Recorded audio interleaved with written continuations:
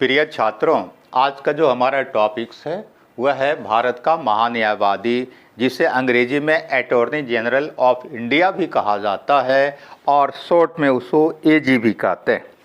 महान्यायवादी जो होता है, हम लोग जानते हैं कि यह देश का सर्वोच्च विधि अधिकारी होता है, जिसे देश का प्रथम विधि अधिकारी भी कहा जाता है।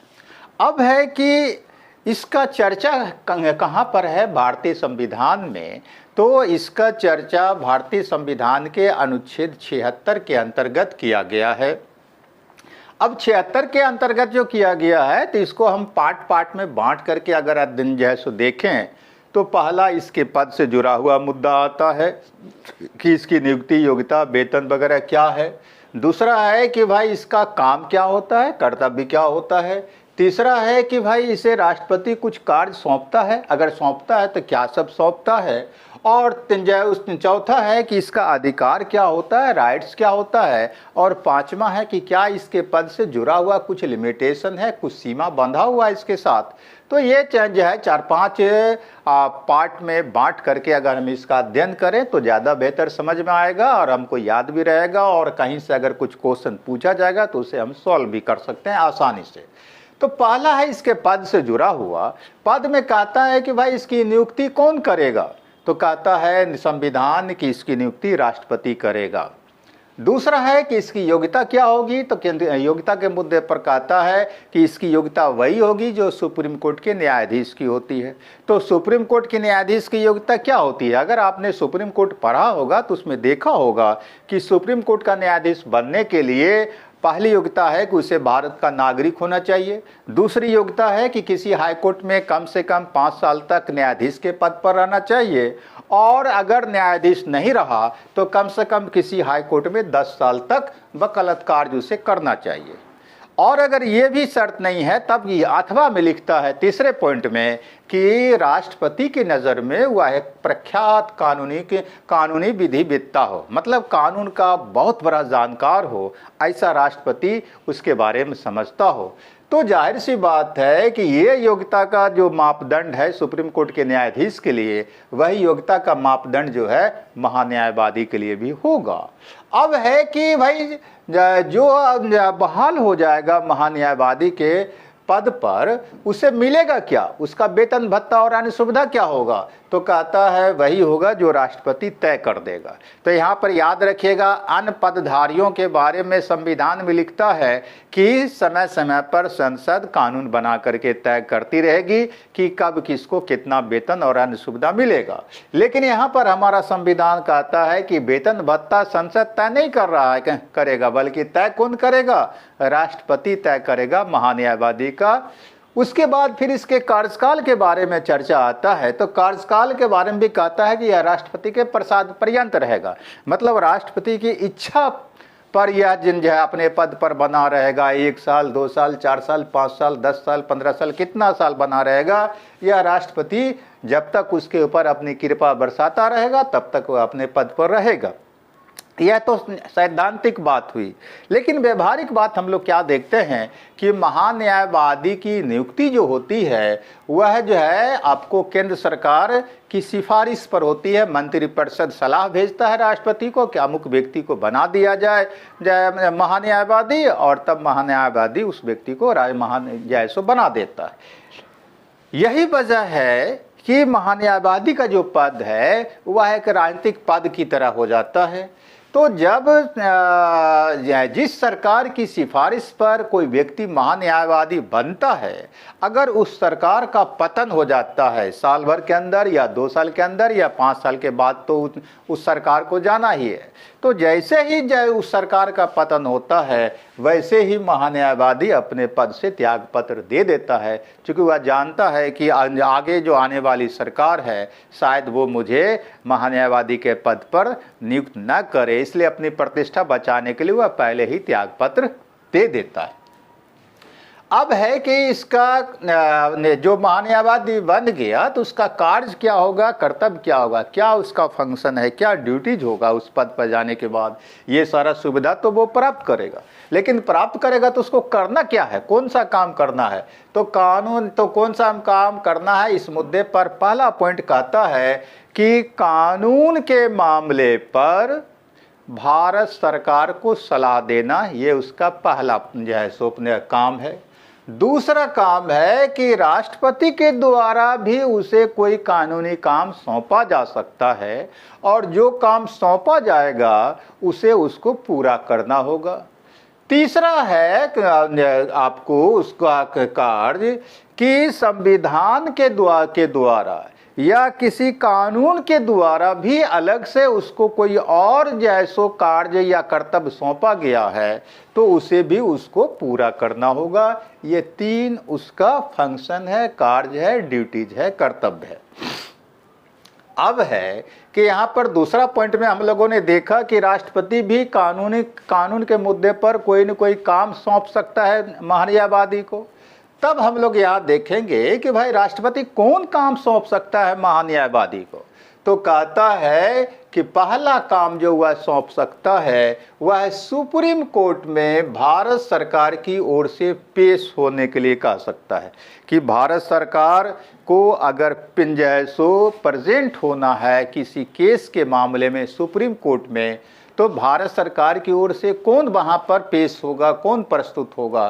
तो राष्ट्रपति कहेगा महान्यायवादी को कि साहब आप जाइए केंद्र सरकार की तरफ से सुप्रीम कोर्ट में हाजिर होइए और वहाँ पर सरकार का पक्ष रखिए। तो ये पहला जो है सो उसका काम सौंप सकता है।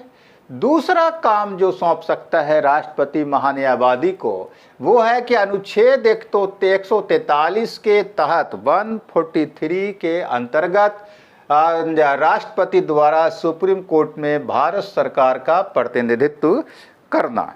हम लोग क्या जानते हैं कि अनुच्छेद 143 क्या है। अनुच्छेद 143 के अंतर्गत जो कोई बर्निंग मुद्दा अगर देश में होता है तो उस बर्निंग मुद्दे पर संविधान क्या कुछ कहता है, इस पर अगर राय लेना होता है तो भारत सरकार की ओर से राष्ट्रपति क्या करता है, सुप्रीम कोर्ट से सलाह मांगता है कि आप इस मुद्दे पर सलाह दें कि संविधान क्या कहता है। तो ये जो राय मांगता है भारत का राष्ट्रपति किसी ज्वलंत मुद्दे पर या पेचीदे मुद्दे पर सुप्रीम कोर्ट से, तो कैसे मांगता है। तो वह जो मांगता है तो वह आपको महान्यायवादी को भेज करके मांगता है। मतलब क्या कि जो है भारत सरकार का रिप्रेजेंटेशन करने के लिए महान्यायवादी जाता है सुप्रीम कोर्ट में और भारत सरकार का जो प्रतिनिधित्व करने के लिए जाता है सुप्रीम कोर्ट में कि हुजूर जो है सो इस मुद्दे पर आप राय दें कि संविधान क्या कहता है। यह कहने के लिए जो महान्यायवादी सुप्रीम कोर्ट जाता है तो कौन भेजता है उसको भेजता है भारत का राष्ट्रपति। ये दूसरा काम उसको सौंपा गया। उसके बाद जो है तीसरा पॉइंट कहता है सरकार से संबंधित किसी मामले में हाई कोर्ट में सुनवाई करना। मतलब क्या है कि अगर सरकार से रिलेटेड कोई केस है किसी हाई कोर्ट में तो उस हाई कोर्ट में भी सरकार की ओर से सुनवाई करने के लिए राष्ट्रपति महान्यायवादी को भेज सकता है। अब हम लोग देखेंगे कि यह तो उसका कार्य हो गया। अब हम लोग देखेंगे कि भाई महान्यायवादी को जो ये सब कार्य सौंपा गया, उसका कर्तव्य बताया गया और वो जो ये सब काम करेगा तो खाली जो है वो काम ही करता रह जाएगा, अपना कर्तव्य भी निभाता रह जाएगा या कुछ उसे राइट्स भी मिलेगा, कुछ अधिकार भी मिलेगा। तो अधिकार का चर्चा करता है। अधिकार में क्या चर्चा है उसका पहला पॉइंट कहता है कि भारत के सभी न्यायालयों में सुनवाई करने का अधिकार। मतलब क्या है कि हमारे देश में जो भी कोई कोर्ट है, कहीं भी कोर्ट है, उस कोर्ट में जा कर के वह सुनवाई कर सकता है, ये उसको अधिकार मिला हुआ है। दूसरा जो अधिकार है उसको वो है कहता है कि अनुच्छेद 88 के अंतर्गत संसद के किसी भी सदन में उसे बोलने और भाग लेने का अधिकार है, चाहे वह लोकसभा हो या राज्यसभा हो या संसद का जो संयुक्त बैठक होता है, मतलब लोकसभा और राज्यसभा का जो आपस में बैठक होता है किसी मुद्दे पर, तो उस संयुक्त बैठक में भी उसे भाग लेने और बोलने का अधिकार होता है। लेकिन यहाँ पर उसके साथ एक शर्त लगा हुआ है, वह अगर उस बैठक में वोटिंग होता है तो वोट करने का अधिकार उसे नहीं होता। ऐसा इसलिए कि वह तो संसद के किसी भी सदन का सदस्य होता नहीं है। उसके बाद तीसरा जो है सो अधिकार है उसका कि जब वह संसद की बैठक में भाग लेगा और बोल सकता है एमपी की तरह, तो क्या ये काम जो अतिरिक्त काम उसको करना पड़ रहा है संसद में आकर के, तो क्या उसको कुछ ऐसा करने से मिल सकता है, क्या कुछ मिलेगा? तो तीसरा पॉइंट में कहता हाँ, कुछ उसे प्रिविलेज मिलेगा, विशेषाधिकार मिलेगा। तो क्या विशेषाधिकार मिलेगा? तो कहता है वैसा ही मिलेगा जो किसी एमपी को मिलता है। मतलब क्या, इसका जो प्रिविलेज होगा वो equivalent to member of parliament होगा कि जो विशेषाधिकार भारतीय संविधान के अनुच्छेद 105 के अंतर्गत आपको संसद सदस्यों का होता है, वही विशेषाधिकार इसका भी होगा। अब उसके बाद चौथा अधिकार इसका क्या है? कहता है कि वह अपना कानूनी प्रैक्टिस कर सकता है।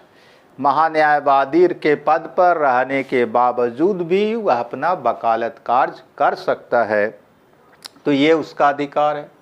ऐसा इसलिए है यह सुव्यवस्था मिलता है कि महान्यायवादी का जो पद होता है वह सरकारी सेवक का पद नहीं माना जाता है। हालांकि वह देश का सर्वोच्च विधि अधिकारी होता है, देश का प्रथम विधि अधिकारी होता है, लेकिन उसके बावजूद भी महान्यायवादी का पद एक सरकारी सेवक का पद नहीं माना जाता है। इसीलिए उसे अपना कानून का प्रैक्टिस मतलब क्या कि वकालत कार्य करने का अधिकार होता है।